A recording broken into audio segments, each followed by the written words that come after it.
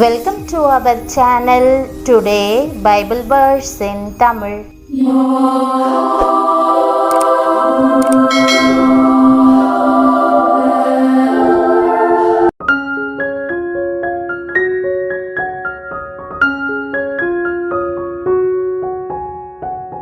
இன்றைய வசனம் 2 கொரிந்தியர் 5ஆம் அதிகாரம் 21ஆம் வசனம். கிறிஸ்துவுக்குள் பிரியமானவர்களே, நம்முடைய ஆண்டவரும் இரட்சகருமான இயேசு கிறிஸ்துவின் வல்லமையுள்ள நாமத்தில் உங்களை வாழ்த்துகிறேன்.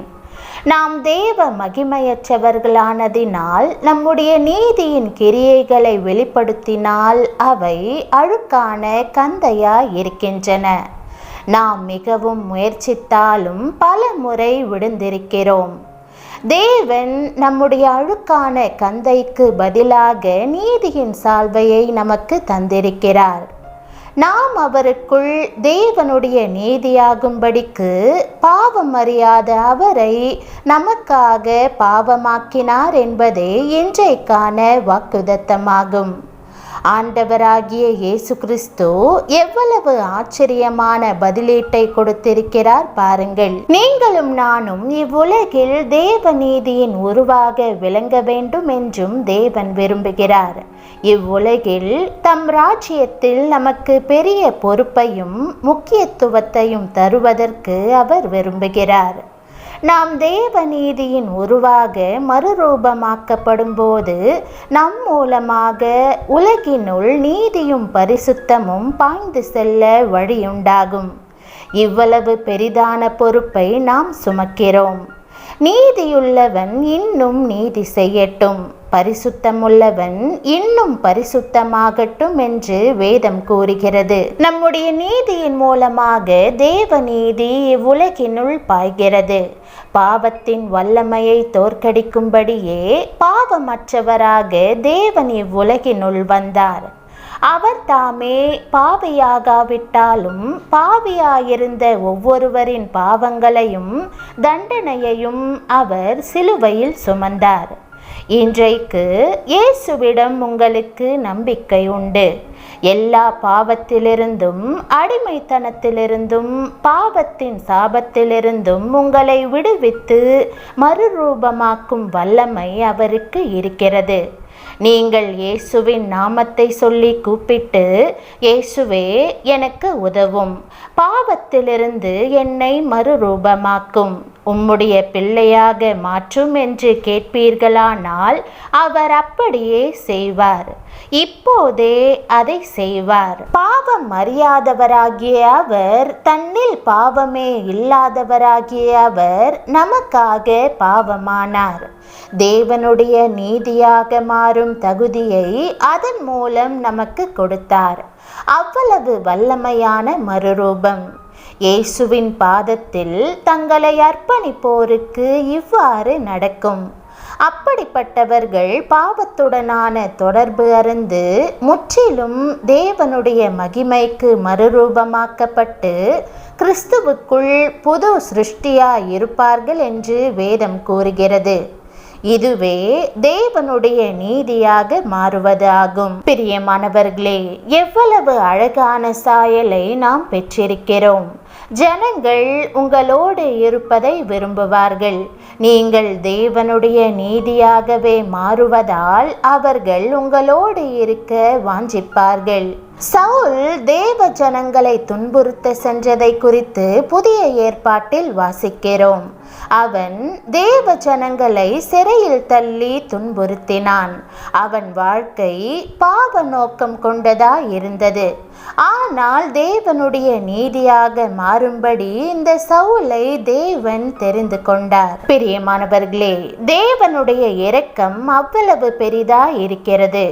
ஆகவே நான் தகுதியானவள் இல்லை என்று உங்களை குறித்து நீங்களே எண்ணிக்கொள்ளாதிருங்கள்.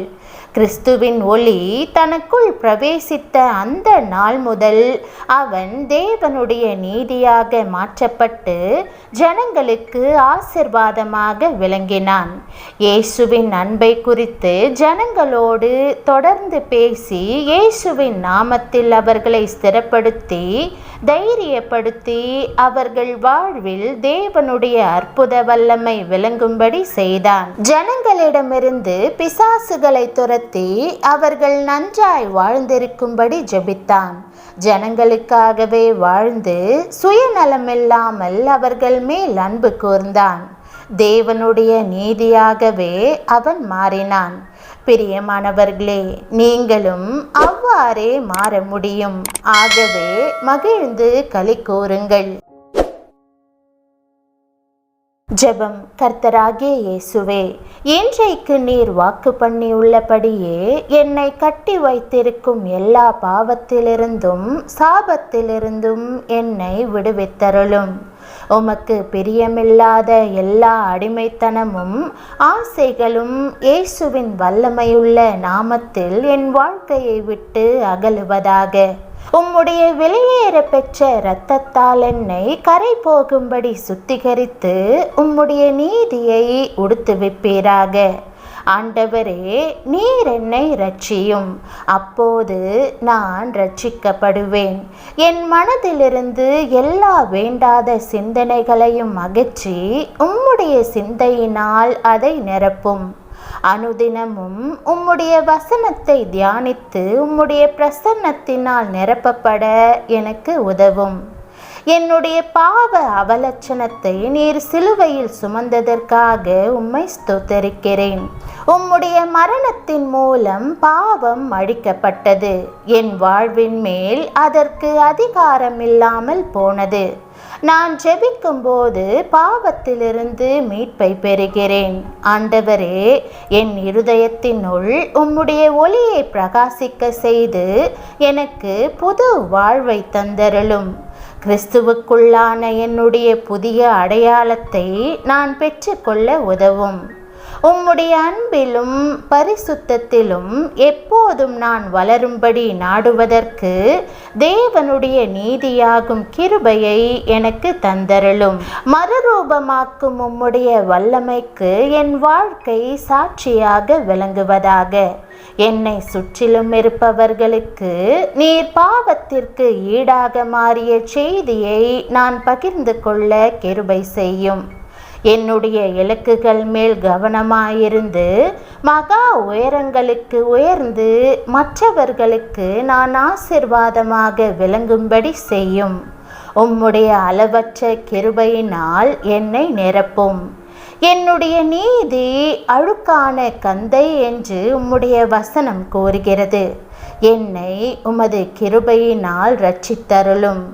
என் மீது நீதியின் சால்வையை போர்த்தும்.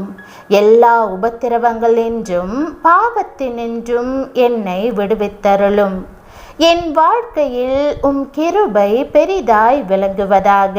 எல்லா பாவங்களையும் சாதகமற்ற சூழ்நிலைகளையும் ஜெயிக்க உம்முடைய கிருபையை எனக்கு தந்துள்ளதற்காக உம்மை ஸ்தோத்திரிக்கிறேன். உம்முடைய ஆச்சரியமான கிருபையினால் என்னை மகா உயரங்களுக்கு உயர்த்துவீர் என்று அறிந்திருக்கிறேன்.